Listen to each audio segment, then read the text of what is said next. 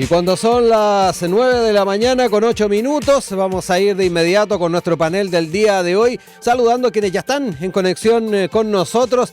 Está ahí a la distancia la directora ejecutiva de Corporación Miles Chile, Javiera Canales. ¿Cómo estás, Javiera? Muy buenos días. Hola, muy buenos días. Muchas gracias por la invitación. No, gracias a ti por estar ahí con nosotros, lo mismo que al investigador del equipo de contenidos del Instituto Res Pública, Esteban Montaner. También, Esteban, un gusto de compartir contigo la conversación.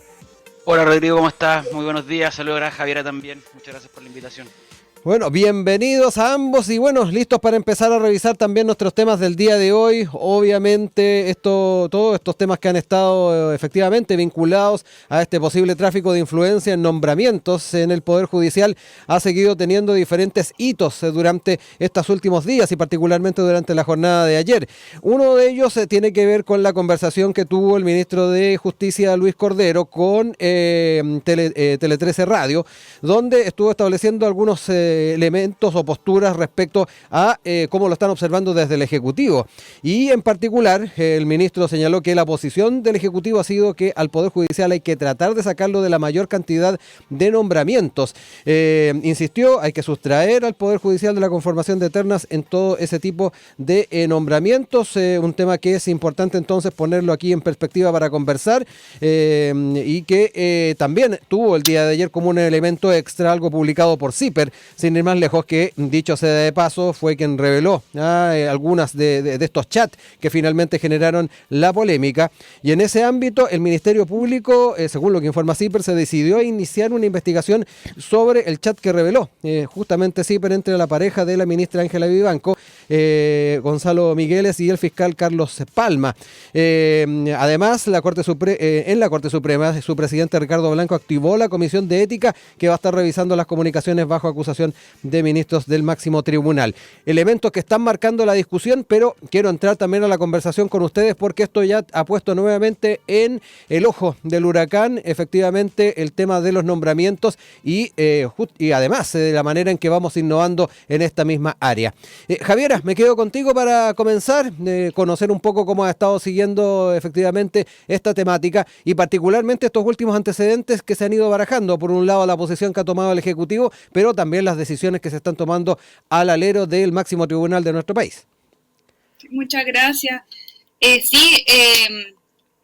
bastante lamentable lo que está pasando porque finalmente dentro de los distintos poderes o funciones que tiene el Estado, el Poder Judicial siempre ha sido uno con mayor aprobación o que tiene mayor como sensación de independencia, pero yo creo que hay varias cosas que hay que destacar y es que esto no es algo de ahora. Probablemente, y como decía también el ministro Cordero, sí, esto es algo que viene hace mucho tiempo y si uno empieza a revisar un poquito, la Asociación de Magistrados hace más de 10 años que está solicitando una reforma respecto de los nombramientos para poder fortalecer también la independencia del tribunal, en tanto a que finalmente como los jueces como de rango más alto, tener ciertas simpatías con ciertos sectores políticos y evidentemente eso también trasciende a las decisiones que ellos finalmente terminan tomando. Los jueces de segunda instancia o de instancia de rango inferior tienen que estar finalmente mirando lo que está pasando arriba para poder ir ganando finalmente o haciendo carrera funcionaria. Entonces, yo estoy de acuerdo con lo que señala el ministro Cordero, no obstante, no sé si la solución es sacar completamente al Poder Judicial. Creo que el Poder Judicial es un poder independiente que tiene que seguir así, pero yo creo que aquí los problemas vienen también de acuerdo como al diseño institucional y nuevamente nos vamos a la Constitución que señala nuestra Constitución. O sea, nosotros tenemos un diseño institucional con poderes completamente autónomos, que bien. No obstante, el desequilibrio en los frenos y los contrapesos entre un poder y otro es lo que finalmente está dando el problema. Y ahí también estuve como revisando la columna del fin de semana del abogado constitucionalista Tomás Jordán, que es súper interesante porque él señala como que hay modelos muy similares al de Chile, pero que integran un actor más, que es un órgano independiente que participa, o sea, participa en los distintos poderes. Por ejemplo, en Bélgica, él señala como que el de Bélgica es muy bueno, también pensemos que Bélgica es una monarquía, pero que el rey, en este caso con el primer ministro, son los que finalmente ratifican el poder, pero aparece un órgano externo, que es finalmente lo que pide también la Asociación de Magistrados, que es un órgano que revise el mérito.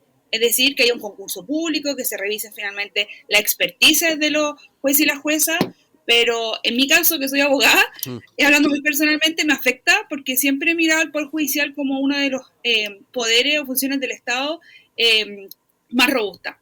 Y respecto también como yo no conozco muy bien la trayectoria completa de cada uno de los magistrados que está hoy siendo cuestionado, de la que conozco más, de la abogada Ángela Vivanco, claro, por razón de mi trabajo también. O sea, yo creo que también ahí hubo una equivocación, y quizás no solamente una equivocación respecto de ella, sino que de abogados que tienen una destacada trayectoria en la academia, pero también una destacada activismo en su vida profesional, porque Ángela Vivanco sabemos que ha sido una activista en contra de los derechos sexuales y los derechos reproductivos de vasta trayectoria. O sea, fue la que litigó la píldora al día después del año 2010, fue la que litigó la causa en el Tribunal Constitucional contra la ley de interrupción voluntaria del embarazo, y finalmente eso la ha hecho cercana finalmente a ciertos grupos de poder, independiente igual, pero ciertos grupos de poder que han ocupado también su trayectoria profesional para ciertas ideas políticas. Eso. Esteban, me quedo contigo ahora. Importante los apuntes que hace Javiera respecto a el téngase presente, que en algún momento desde la Asociación de Magistrados se había hecho a este tema. Lo otro, y que lo hemos discutido en paneles anteriores a la hora de tratar esta temática, y que tiene que ver con lo que se discutió también en los procesos constitucionales respecto a los mecanismos de nombramiento de algunas autoridades, y particularmente en lo que tiene que ver con el Poder Judicial. Y ahí también Javiera traía a colación cuánto se puede tomar de la experiencia en otros países. Ella citaba, a propósito de esta columna de Tomás Jordán, Bélgica. Por ahí también en otras conversaciones hemos visto el tema de por qué no incorporar en forma más decidida a la alta dirección pública en este tipo también de diálogos. Importante también dejarlo sobre la mesa. Pero me interesa, Esteban, también saber cómo estás observando la manera en que se han estado sucediendo los hechos en este caso. Sí, vale. Como primera cosa, yo creo que es dramático, y en eso coincido con Javiera, la sobreexposición que está sufriendo el Tribunal, la Corte Suprema y el Poder Judicial en esta materia, digamos. O sea, hoy día tenemos que una de las instituciones que era más bien valorada, digamos, que está un poco exenta de los vicios de la política del día a día, de los problemas de corrupción que está sufriendo, por ejemplo, el mundo municipal. No está, al final del día, en la realidad no está tan exenta, y eso pone a la ciudadanía en una posición de desconfianza respecto de los tribunales, y por lo tanto también de las decisiones que ahí se toman. Entonces, como primera cosa, yo creo que eso es lamentable. Es lamentable también que esté tan expuesto al público, justamente porque el Poder Judicial debiese ser un ente que esté un poco más, de alguna manera, reservado, un poco más, digamos, cuidado del escrutinio público permanente para estos efectos. Eso por un lado. Como segunda cosa, yo creo que es importante que se transparenten ciertas cosas. O sea, es difícil pensar, primero, es una falsa idea que, primero, que los funcionarios públicos de cualquier categoría no tengan sus propias ideas, sus visiones ideológicas, sus concepciones del mundo. Evidentemente, en la gran mayoría de ellos puede ser irrelevante esta, porque cumplen funciones más bien técnicas y no son los representantes del máximo órgano judicial. Pero al mismo tiempo, me parece que intentar implementar un sistema de una excesiva neutralidad también es un poco mentiroso, porque como bien decía Javiera, los ministros de la Corte Suprema tienen visiones, tienen ideologías, y yo creo que también es importante que se conozcan. O sea, tenemos el caso, pensando en sistemas comparados, el caso de los Estados Unidos, donde los norteamericanos tomaron la decisión en algún momento de ser excesivamente transparentes con esto. Y sabemos que incluso la elección de los ministros de la Corte Suprema norteamericana es una pelea política. ¿Quién tiene, si los conservadores tienen más, si los progresistas tienen más? Nos recordamos de las últimas decisiones que se tomaron en ese ámbito, donde efectivamente el equilibrio estuvo un poco complejo ahí, o más que nada favorable a lo que es el mundo republicano. Efectivamente, o sea, claro, también se dan esas situaciones en que hay presidentes que tienen, digamos, la fortuna de que se retiran o se jubilan más ministros, y por lo tanto pueden nombrar más de su sector. Pero ese es un modelo que a mí en lo personal no me encanta, pero creo que es un sistema honesto. Digamos, oye, nosotros vamos a hacer esto y vamos a transparentar quién es quién. Porque claro, también tenemos el caso, por ejemplo, español, donde se sobrepolitiza también, digamos, y se queda todo bloqueado. el Consejo General del Poder Judicial Español está también hace mucho tiempo bloqueado, en este caso por el PP, el Partido Popular, justamente que lo utilizaba de moneda de cambio para, de alguna manera, negociar otro tipo de temas con el partido gobernante. Entonces, primero que creo que hay que sincerar o transparentar cuál sistema vamos a utilizar y no quedarnos pegados de alguna manera en una falsa neutralidad, porque al final del día la alta dirección pública que podría tener algún rol, yo soy más también partidario, como Javiera probablemente, según lo que dijo, de un tercer órgano distinto para efectos del Poder Judicial, para ir de alguna manera definiendo quiénes son las mejores personas, pero el Poder Judicial tiene que formar parte. Yo creo que excluirlo totalmente también no sé si aporta o no sé si ayuda a una mejor trabajo de la justicia, a excluir temas de corrupción, porque al final del día también hay que pensar que si la naturaleza humana es la que es, digamos, también las llamadas, de alguna manera el lobby informal va a seguir existiendo. La cosa es cómo de alguna manera permitimos que el sistema quede o que ese lobby, digamos, influya menos. Sí. O influya en lo que tenga que influir, de decir, oye, estos son los antecedentes, yo conozco a esta persona, pero que luego no tenga también repercusiones necesariamente en desviar los intereses propios de la justicia. Javiera, vuelvo contigo, ahí también conocer tus apreciaciones a lo que planteaba recién Esteban y ahí también importante ir viendo no solamente cómo observamos en el mediano o largo plazo la forma en que se puede abordar esta problemática, sino que además a las medidas de corto plazo que ya se están anunciando por parte del tribunal, el máximo tribunal del país. Ahí ya lo decíamos, esta activación del comité de ética es una de las medidas, había estado hablando bastante. Entremos también en ese tema, porque yo creo que para la opinión pública es bien importante saber cómo se está asumiendo y buscando soluciones al tema. Sí, no estoy tan de acuerdo con que, o sea, entiendo lo que señala Esteban, perdón, porque en Twitter le etiquetaron como Teddy, pero no le quería decir Teddy. Sí. Esteban, sobre la como falsa neutralidad, y entendemos que los seres humanos no somos neutrales, no obstante, cuando uno ocupa el derecho debe tener, y es algo que en todas las escuelas se intenta como calar en las mentes de los operadores del derecho, es que la probidad tiene que estar por sobre todas las cosas. Entonces vemos lugares como Estados Unidos donde es prácticamente politizado, donde las altas cortes, por ejemplo, vimos el desastre que pasó con Trump, en donde los derechos humanos de las mujeres se vieron cuestionados, o sea, tuvieron un derecho por más de 70 años, el derecho al acceso a la interrupción voluntaria del embarazo. Y hoy depende del estado donde la mujer es más o menos derecho, o tiene cierta calidad respecto a otro estado. Entonces, esa inestabilidad, finalmente, que eventualmente las altas cortes tienen temas políticos, eventualmente, por ejemplo, aquí en Chile, con la ISAPRE. O sea, vimos el desastre que pasó con la ISAPRE, algo que se venía acumulando hace mucho tiempo. Podemos estar de acuerdo o no, pero tuvo que intervenir el legislativo, Entonces, finalmente, tienen un poder tan importante que hay que intentar que sea un nombramiento lo más transparente posible, cuyas vidas profesionales también den cuenta de ese trabajo ligado y cercano, de hecho, más que al trabajo por un activismo o una ideología. No sé si me explico. Sí. Por ejemplo, yo soy abogada, me encantaría, no sé, dedicarme a otras cosas, pero yo ya tengo una vida marcada. Toda mi vida me dedicaba a una cosa, desde que salí de la universidad. Entonces, evidentemente, eso va a sesgar mis decisiones.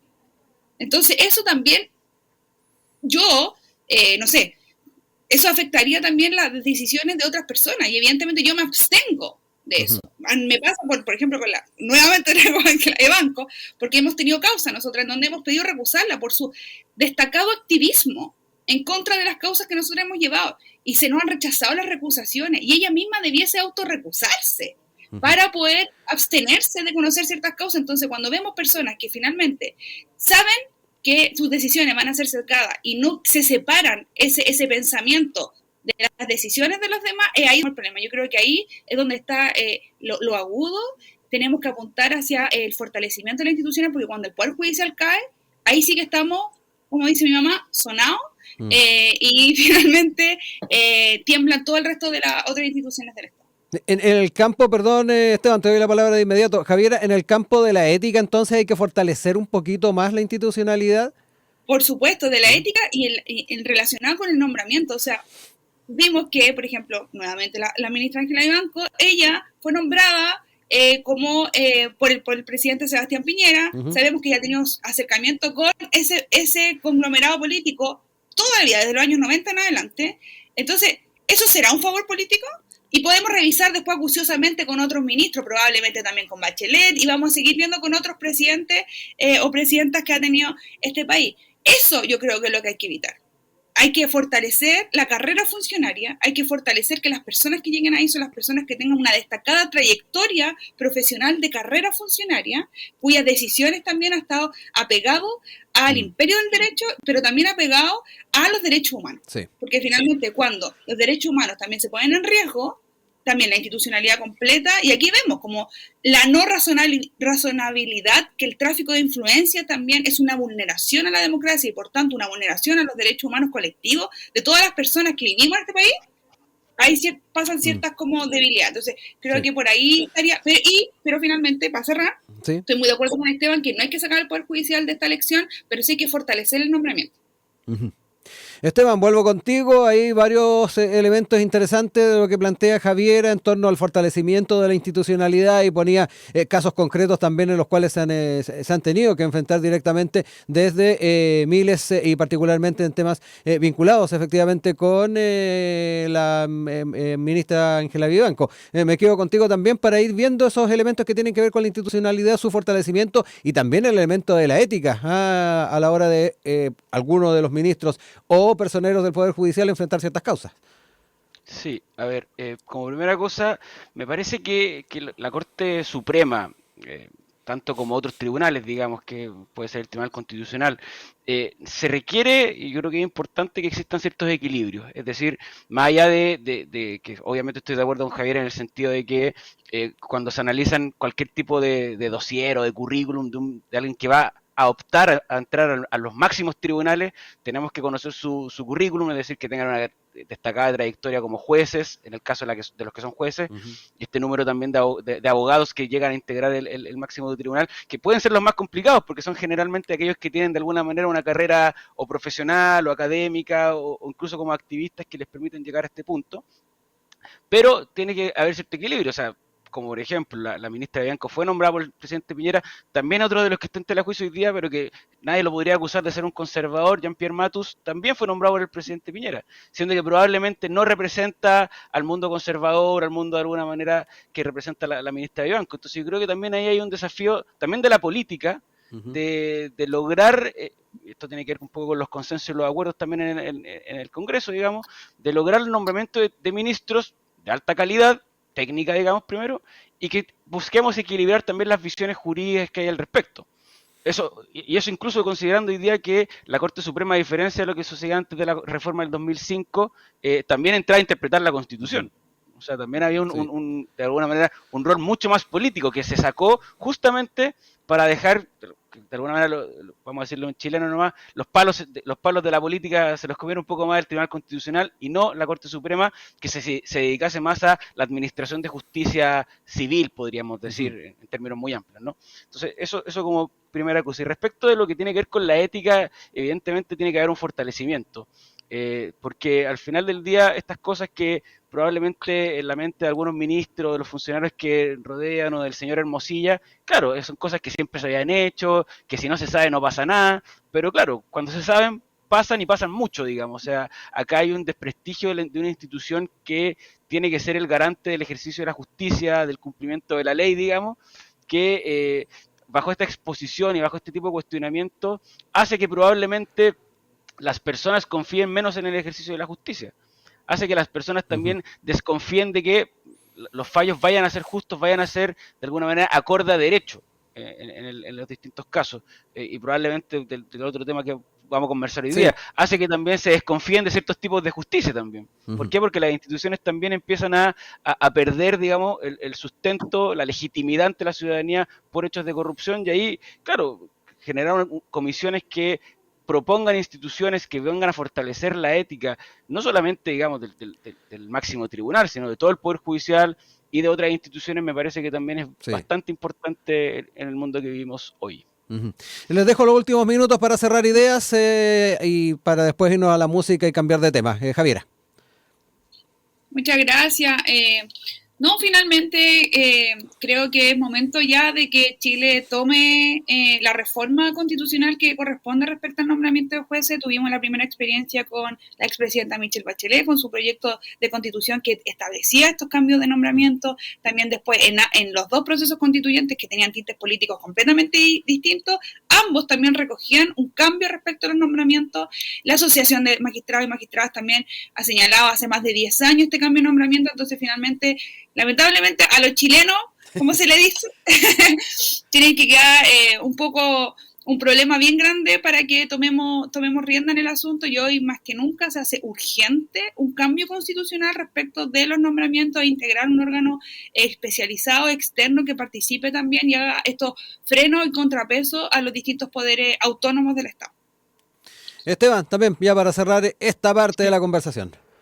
Perfecto. Mira, yo también otro tema que creo que es importante tocar y que de alguna manera también que han estado presentes un poco en la discusión, pero que también a veces pasan colados, digamos, es el tema de los auxiliares de la Administración de Justicia. O sea, ¿qué pasa con notarios y conservadores? Que también ahí hay un tema relevante de que más o menos si uno pregunta por la calle, digamos, a boca de urna podríamos decir, hay más o menos consenso en la sociedad que hay que hacer una reforma también al tema de los notarios y los conservadores. Sí. El tema de los abogados integrantes también de repente ha estado en la polémica, ¿no? Dentro de las Cortes. Tal cual, porque al final los abogados integrantes, desde el punto de vista formal, digamos, permiten ocupar la sala y que las salas puedan funcionar, pero evidentemente también son abogados que ejercen la profesión y que por lo tanto también tienen intereses, digamos, y también están dispuestos, me imagino, en algunos casos, a hacer lo que antiguamente se llamaba el besamano para poder estar ahí. Entonces ahí también hay un punto que al menos hay que revisar. Yo no tengo acá la respuesta ni cuál sería mi idea de reforma, pero que al menos hay que revisar esto integralmente. Digamos, yo creo que aquí medidas parche nuevamente se van a quedar cortas porque van a solucionar un punto, pero va a seguir habiendo filtraciones, digamos, por otro lado de la nave.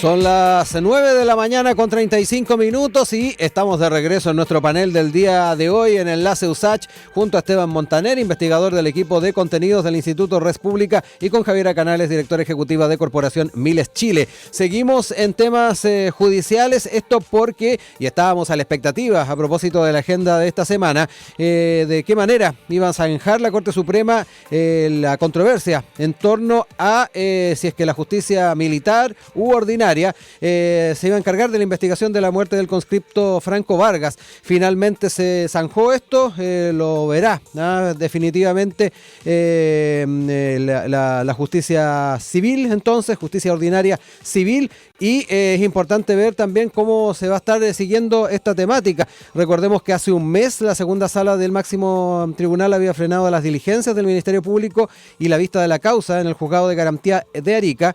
En paralelo a la investigación civil ya estaba trabajando desde el 8 de mayo, designada por la Suprema, la ministra en visita de la Corte Marcial Jenny Book, y la Corte escuchó ayer, el lunes mejor dicho, los alegatos de ambas partes y finalmente el día de ayer dio a conocer su determinación. Entre las cosas que se definieron es que la jueza Book deberá abandonar la causa. Tema que ya adelantabas también, Esteban, a propósito de lo que tiene que ver con la percepción ciudadana, nada que se está teniendo de ciertos procesos en el ámbito judicial, pero que quiero también ya empezar a discutirlos de frentón con ustedes. Esteban, parto contigo ahora. Vale, sí, justamente las declaraciones de la madre del conscripto fallecido un poco ponen ya en evidencia el problema de la crisis también de confianza que se sufren en algunas instituciones judiciales, al decir ella que prefería obviamente o sentía más segura, ¿cierto? O que le daba más garantía la justicia civil. Y en ese sentido, claro, si uno dijera lo que aquí estaba sucediendo en términos jurídicos, ¿cierto? Un conflicto, una contienda de competencia entre si esto se iba a ver por justicia militar, es decir, una justicia especial, o por la justicia ordinaria, que debiese ser en un país, digamos, donde las instituciones realmente están funcionando, una cuestión que le interese más bien a los abogados, oye, dónde se lleva la causa, más que a las partes involucradas.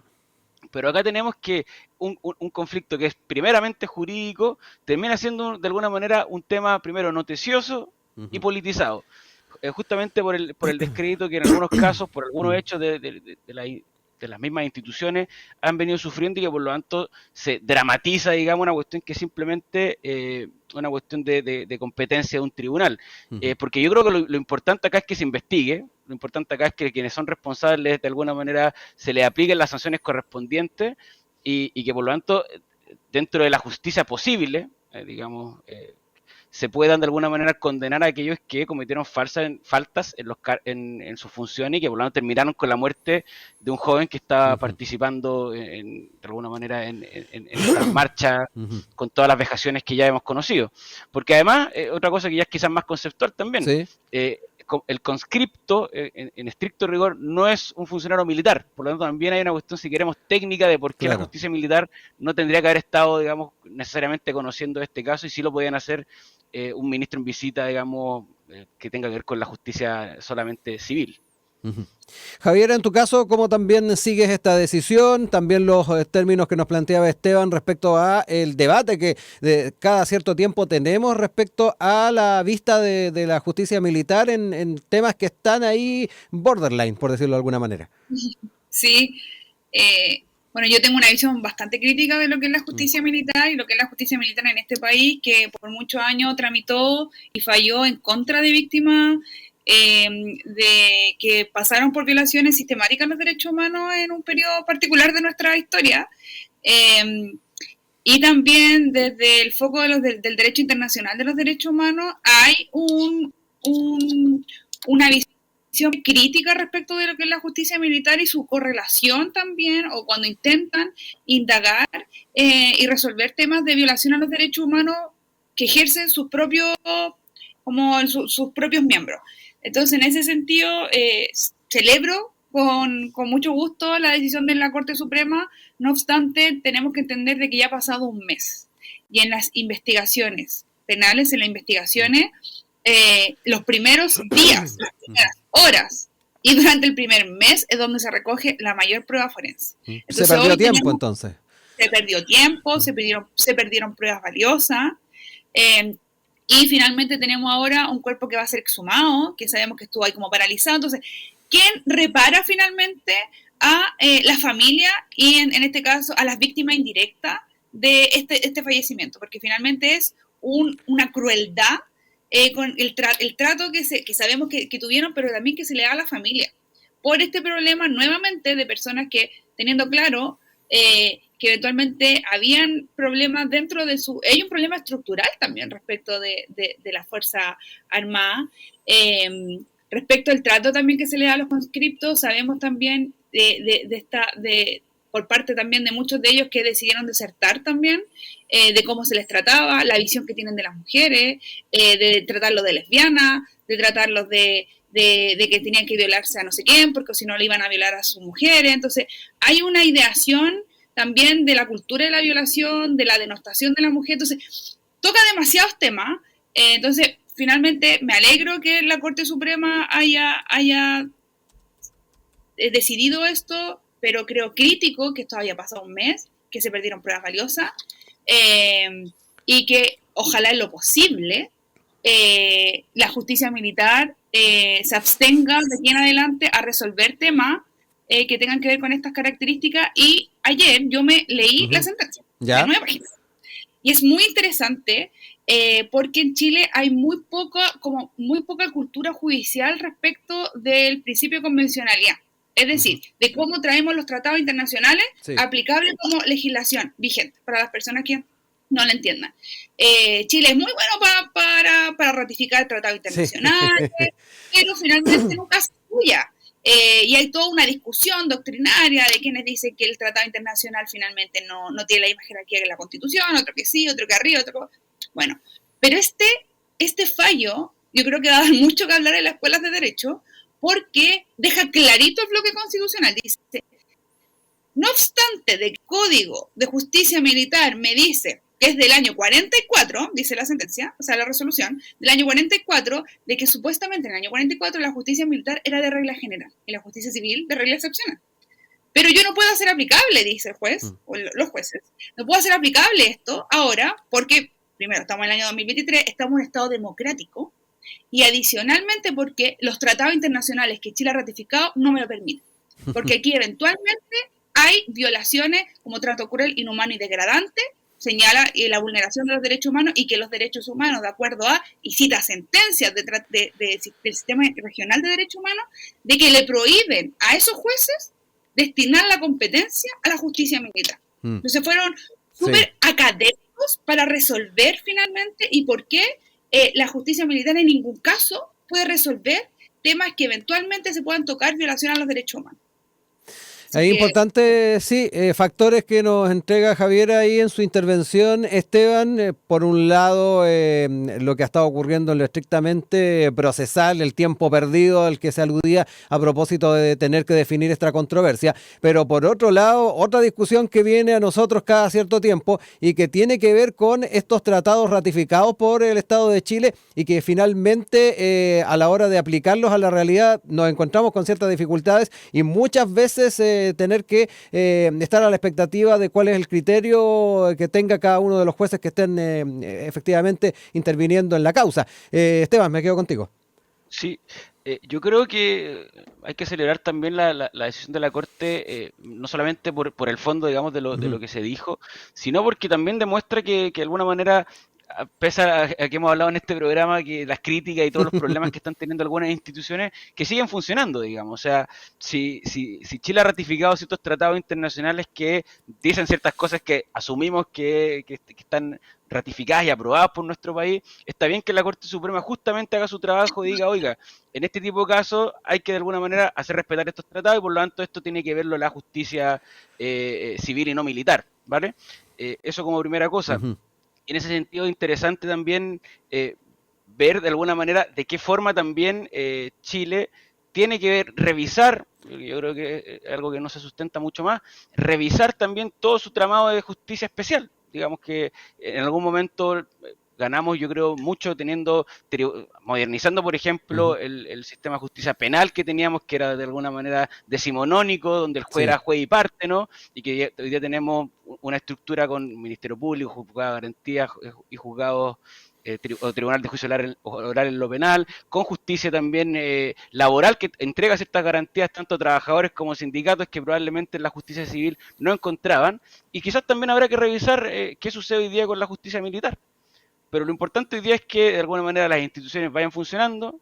Evidentemente, yo creo que todos hubiésemos deseado que esto hubiese sido más expedito, más rápido y que por lo tanto se hubiera perdido menos tiempo, porque al final del día, tras toda, de alguna manera, la discusión jurídica que podríamos plantear acá con Javiera, hay familias detrás que les gustaría de alguna manera tener una respuesta y una sentencia que al menos aclare y haga justicia en la medida que el derecho pueda hacer justicia en este tipo de casos, digamos, porque hay una muerte involucrada, y que por lo tanto no se hubieran perdido si es que se perdieron ciertas pruebas en el camino. Pero en principio, y creo que eso es lo importante, es que los tribunales tomen en consideración las normas internacionales, hagan también su trabajo de decir que de alguna manera en Chile es posible hacer justicia y que en el futuro evidentemente tengamos algún tipo de reforma que permita que esto funcione mejor aún. Eso yo creo que es importante. Sí, ahí también es importante saber si dentro de la justicia militar, también del mundo militar, están las aperturas para poder hacer esa revisión que recién planteaba Esteban. Javiera, ahí yo creo que también es importante ver las posibilidades de poder desarrollar este tipo de innovación, de actualización, donde eventualmente también puede haber algún grado de celos. No sé cómo lo ves tú. Sí, y particularmente con la historia también que tiene las Fuerzas Armadas en nuestro país, donde se han revelado también con los poderes del Estado, es complejo, la relación siempre es tensa del Ejecutivo respecto de las Fuerzas Armadas. Se supone que las Fuerzas Armadas no debiesen ser también politizadas, hemos visto declaraciones, entonces yo creo que falta, finalmente, esto habla. Por eso también hice mención de las acusaciones de los otros conscriptos sobrevivientes de esta fatídica. Hace falta una reforma sustancial, porque no podemos quedarnos así como hubo una reforma procesal penal, como hubo una reforma de las distintas áreas del derecho, también tiene que haber una reforma y una actualización sobre las formas que hay de entrenamiento y también de la visión que tienen internamente y de la actualización también de los derechos humanos, porque finalmente lo vimos en el estallido social. muchos de ellos acusados por tratos crueles, inhumanos, degradantes, de violación a los derechos humanos, y nos pasaba de que decían, pero ¿qué es eso? Si a mí nunca me lo pasaron, no entiendo qué me están diciendo, me están acusando de algo que yo no conozco. Entonces falta finalmente una educación en las mallas curriculares y cuestiones que ya no se pueden seguir aceptando. O sea, no se puede seguir aceptando de que se denoste también a las personas desde lo femenino. Creo que es una cuestión que un gobierno que también se dice feminista y que tiene una política exterior feminista y que el feminismo no sé qué, tiene que ir también apuntando hacia allá. O sea, en la Fuerza Armada ni en ningún espacio de los distintos poderes del Estado se puede seguir denostando, porque finalmente todo lo que parezca débil, todo lo que parezca femenino, lo vamos a atacar más. Y que finalmente fue lo que pasó con este joven que acusaba de sentir frío, que acusaba de sentir temor, que acusaba de sentir finalmente aquella emocionalidad más femenina, y ¿qué hicieron? Lo maltrataron, bueno, la justicia verá finalmente qué fue finalmente lo que pasó, pero creo que esto obedece también a una reforma sustancial en términos de contenido de lo que le pasa a los funcionarios, las mallas curriculares a los funcionarios y funcionarias de la Fuerza Armada y de todo orden público, una actualización de los contenidos y también revisar si la justicia militar hoy debe seguir sobreviviendo o no, porque finalmente también tenemos un grupo político que lo vimos en el primer proceso constituyente, que estaba muy en desacuerdo con la justicia, por ejemplo, indígena, y que acusaba pero sí tenemos distintos tipos de justicia hoy en Chile, que es la justicia militar. Entonces, en ese sentido, sí o no, yo creo que también por ahí va o para todos, o hacemos como Canadá, que tiene estos tribunales especializados para las materias, o finalmente tenemos solo la justicia ordinaria y la actualizamos también, porque hay otras áreas del derecho, como la justicia del derecho civil, que todavía sigue siendo muy, muy, muy antigua y cuyos procesos también son muy, muy lentos. No podemos seguir refiriéndonos a materias y artículos del año 1900. ¿Cuánto dijiste? 43, ¿no? El de defensa militar, 1943, el civil, 1856. Sí. Ahí tenemos entonces rangos para tomar ahí conciencia también de lo que tenemos al frente. Esteban, Javiera, dejo los últimos minutos también para cerrar ideas. Esteban. Sí, a propósito de lo último que dice Javier, yo creo que claro, también hay que ahí entrar al área chica. Yo creo que aquí no es todo como o todo o nada. O sea, lo mismo el Código Civil, hay normas que probablemente habrá que actualizar. Digamos, si uno incluso lee el mensaje del Código Civil, hay referencia, por ejemplo, a los hijos naturales o cuestiones que ya son parte del pasado y que no están vigentes, pero hay otras normas que son valiosas, que se utilizan y que no tienen, yo creo que no hay ninguna necesidad de actualizarlas. Y respecto a los tribunales especiales, yo creo que justamente hay que hacerlo caso a caso. Yo creo que instalar, como se intentó en el primer proceso constitucional, tribunales indígenas, digamos, como se les quiera llamar, digamos, sin tener un corpus claro de cuáles van a ser las materias que van a revisar, cuáles van a ser sus competencias claras, me parece que justamente es un despropósito. Yo no tengo ningún problema en que se revise cada uno de los espacios de justicia especial, incluida la militar, pero vamos caso a caso, ¿sí? No es que, bueno, entonces si abrimos la puerta a los tribunales indígenas, es que abrimos la puerta a cualquier tipo de tribunal que se le pueda ocurrir al mundo político. Yo creo que hay que tener cuidado con eso. Hay que revisar lo que está, hay que ver qué otras cosas se pueden crear, como por ejemplo, nuestro país no tiene tribunales especiales en lo contencioso administrativo, como sí lo tienen, por ejemplo, otros países donde probablemente temas que hoy día ve la justicia civil se podrían ver allá y se podría, por ejemplo, descargar de trabajo, porque justamente lo que sí decía Javier al final es que el problema, por ejemplo, que tiene hoy día la justicia civil es que es muy lenta. O sea, cuando uno va a cualquier tipo de abogado por entender cualquier causa y dice, no, bueno, ¿esto cuándo se va a resolver? Bueno, espérese 5 años. 5 años para resolver una demanda, en cualquier caso, parece excesivo. Y en caso de realmente muy simple. Por lo tanto, yo creo que hay que ir viendo caso a caso, ver qué cosas se pueden mejorar, qué innovaciones podemos hacer también en nuestra institucionalidad, qué cosas hay que dejar como están porque funcionan, y ahí de alguna manera ir planteando qué tipo de renovaciones podemos hacer, qué tipo de actualizaciones y mejoras se pueden hacer en la institucionalidad judicial. Javiera, te dejo ahí la palabra para cerrar el panel de hoy. Sí, yo creo que los temas de hoy nos dejaron la puerta abierta al Poder Judicial, por esto no que las personas que no estén escuchando que tenemos mal Poder Judicial, soy abogada, no quiero desilusionarme también de lo que estudié y de lo que ejerzo. Tenemos un Poder Judicial bueno, tenemos un Poder Judicial, a pesar de estas crisis, tenemos un Poder Judicial robusto, tenemos un Poder Judicial respetado también en el derecho internacional. que respeta también las decisiones internacionales y que hace suya también las condenas que Chile ha tenido. Entonces, en ese sentido, tenemos que mejorarlos. Estos dan cuenta de crisis, una crisis respecto a reformas constitucionales que todo el mundo sabe que aquí hubo 2 procesos constitucionales.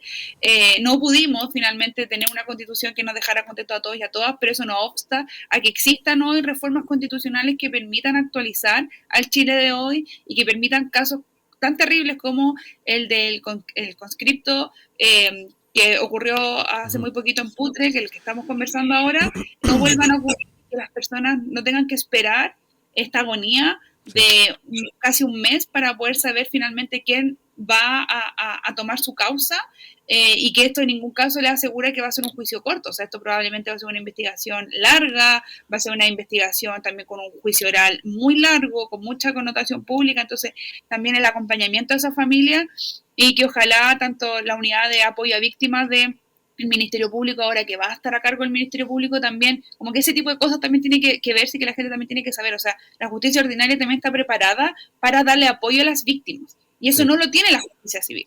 Entonces hoy la madre de este conscripto fallecido va a poder tener el apoyo de toda la unidad de URAVIT para este caso. Entonces, eso.